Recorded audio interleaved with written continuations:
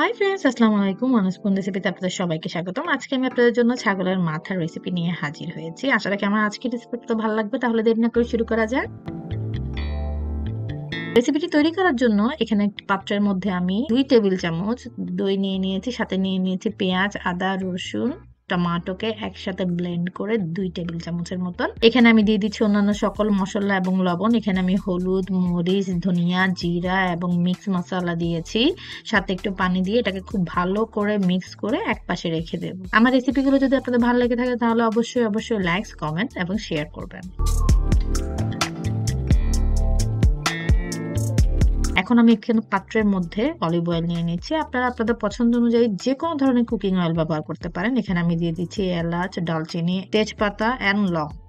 এখানে আমি দিয়ে দিলাম পেঁয়াজ কুচি 1 কাপের মতো। এখানে আমি দিয়ে দিচ্ছি শাহি জিরা একটু ভালো ঘ্রাণের জন্য। আপনারা যদি চান এটা স্কিপ করতে পারেন। এখন আমি এটাকে নেড়ে চেড়ে অপেক্ষা করব পেঁয়াজটা একটু লাল হয়ে আসছে। ঠিক এই অবস্থায় মশলাটা মিক্সটা দিয়ে দিলাম।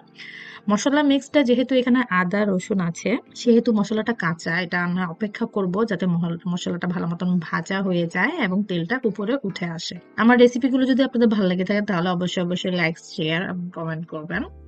এখানে আমি একটু পানি দিয়ে দিলাম। পানি দিয়ে এটাকে ভালো মতন নেড়ে চেড়ে ভালো করে ভেজে নিব।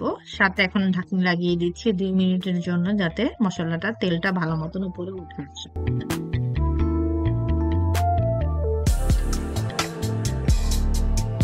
ঠিক এই অবস্থায় এখন আমি এখানে মাংসগুলো দিয়ে দিচ্ছি। সাথে দিয়ে দিচ্ছি মগজ। যেহেতু ছোট একটা মগজ সেহেতু আমি এটার সাথে একসাথে রান্না করে ফেলছি। আপনারা যদি চান আপনারা মগজটা আলাদা করে রান্না করতে পারেন। এখন এটাকে আমি খুব ভালো করে নেড়ে চেড়ে ঢাকনি লাগিয়ে দিব যাতে পানি উঠে যায়। 5 মিনিট পর আবার ফিরে এলাম। এখানে আমার ফ্লেমটা কিন্তু মিডিয়ামে আছে। এখন আমি টমেটোর টুকরো দিয়েছি। টমেটোর টুকরো দিয়ে ভালো করে নেড়ে চেড়ে এখানে একটু পানি দিচ্ছি 1/2 কাপের মতন যাতে মাংসটা মোটামুটি কষিয়ে আসে। দেখুন এখন আমি 15 মিনিট পরে এসেছি। আমার মাংসটা প্রায় কষা হয়ে আসছে। ঠিক এই অবস্থায় এখন আমি এখানে দিব একটা পেস্ট। এখানে বেরেস্তা, কিশমিশ এবং পোস্তদানাকে একসাথে বেটে নিয়েছি এবং এটা দিয়ে দিচ্ছি 1.5 চামচের মতো। এখন এটাকে ভালো করে নেড়ে চেড়ে সেদ্ধ হওয়ার জন্য এখানে আমি 1 কাপ পানি দিব। আমি যেহেতু এটাকে কষিয়ে রান্না করব সেহেতু আমি এখানে পানির পরিমাণটা কম দিচ্ছি। আপনারা আপনাদের প্রয়োজন অনুযায়ী কম বেশি করে নিতে পারেন। ব্যাস এখানে আমার রান্নাটা মোটামুটি হয়ে এসেছে। এখন আমি এখানে কাঁচামরিচ এবং ধনিয়াপাতা দিয়ে 5 মিনিটের জন্য রেখে দেব।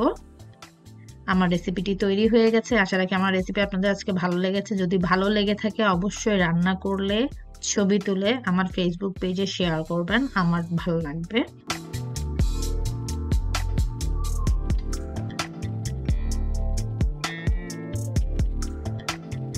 আমার রেসিপিগুলো যদি আপনাদের ভালো লেগে থাকে তাহলে অবশ্যই লাইক, কমেন্ট, শেয়ার করবেন এবং সাবস্ক্রাইব করে আমার পাশে থাকবেন। তাহলে আজকে এই পর্যন্তই। আল্লাহ হাফেজ। ভালো থাকবেন সবাই।